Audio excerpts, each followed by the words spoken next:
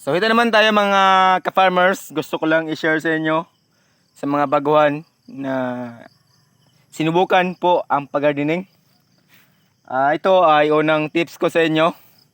Itong Roundup na ginagamit ko palagi sa pamatay damo. At ito na po ang naging resulta.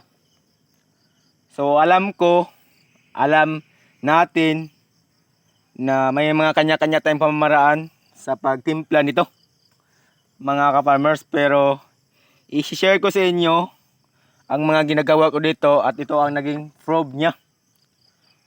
So ito, napapansin nyo mga ka-idol, mga ka-farmers, ito po ang probe niya sa ginagamit ko dito na Roundup. Alam ko na hindi tayo makapaniwala, pero sa totoo lang mga farmers, nakadepende lang talaga yan sa budget natin.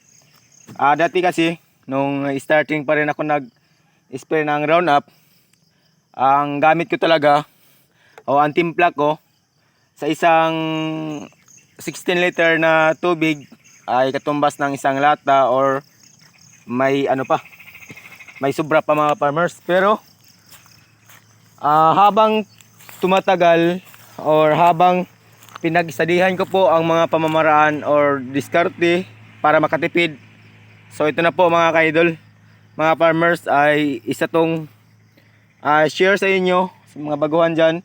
Halos lahat napansin ko talaga ang paggamit dito nila ay sa isang 16 liter katumbas ng isang lata o sobra mga farmers. Pero para sa akin, ito ay sapat na. Ito. Ito ay sapat na mga farmers. Ito ang laman niya ay kalahating lata lang po sa isang 16 liter. Tapos pag nag-spray tayo, may basic rin na ginagawa natin na parang pantay-pantay lahat ang pagpatay sa damo. Kasi kadalasan ko talaga mga farmers nga nakita ko sa pag-spray, hindi naman to magaling tayo dito, pero nakita ko mga farmers ganun. Parang nakaano sila. Lakad ganun, parang pabilisan. Yung iba diyan marami ang na-spray, yung iba hindi natamaan. Yun po ang kadalasan na nakita ko mga farmers. Pero para sa akin mga farmers, pag nag-spray ako, sa totoo lang, parang ganun lang. Tapos lakad kung saan siya nabasa sa pag-spray natin, doon po tayo kumbaga control yan mga ka-farmers. So ito po ang nangyari. Parang basic lang siya. Ganun lang, pero hindi yung ganun. Basic lang talaga ang pag-spray natin ng Roundup. Kaya yun, lahat ng damo dito ay patay talaga. So siguro mabubuhay yan. Matagal-tagal na rin mga farmers tayo dito. Makaka-recover tayo dito sa area. So ganoon lang. So ito ang i-recommend ko sa inyo sa Roundup.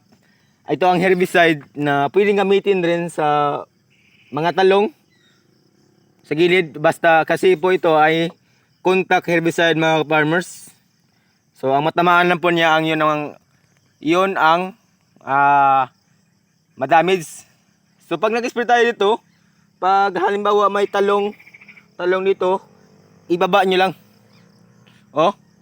Hindi na tayo magdamo o dyan. Pero sa akin ng mga farmers ngayon, minsan, pakita ko sa inyo. Ito ang proof din na nag-spray ako na may damo. Parang totoo na to, no? Pero ito ang gusto kong i-share sa inyo. Kasi alam ko, mahirapan tayo sa probinsya pag wala tayong hanap buhay. Pag umaasa lang tayo sa ayuda. So ito ang naging probe ko. So ang nilinisan ko lang po mga farmers, dinadamuhan ko lang po ganitong area. Tapos dito, inisprayhan ko yan. Di ba? Patay lahat yan mga farmers. Parang siya. So ito, inisprayhan ko yan mga farmers. Habang may mga tanim na tayo na talong. Sa mga video natin, alam ko na sa mga followers natin nga palaging napanood ang aking ginagawa dito, So may mga idea tayo kung paano. Hindi na lang puro tingin tayo. Kailangan magtrabaho rin tayo minsan. At sa ganitong oras, kadalasan talaga, ganito ako magtrabaho. Hapon na mga farmers para konti na lang. So ito, di ba? Ito ang problem na nag-spray ko. So ito, may mga area din tayo dito. Di ba? Kitang-kita nyo. Tapos, yung bayabas mga farmers, round up talaga. Para hindi siya masyado makadamage. Pero unti-unti siyang, maano mga farmers, maliit na lang. Ito. So, tanggalin mo lang itong mga farmers. Tapos, spray ulit. Habang tumatagal, mamatay na talaga yan. So, ito. Di ba? Ganito lang. So, sa mga nanood dyan, maraming salamat, kaibigan. Like and share para makatulong kayo sa iba.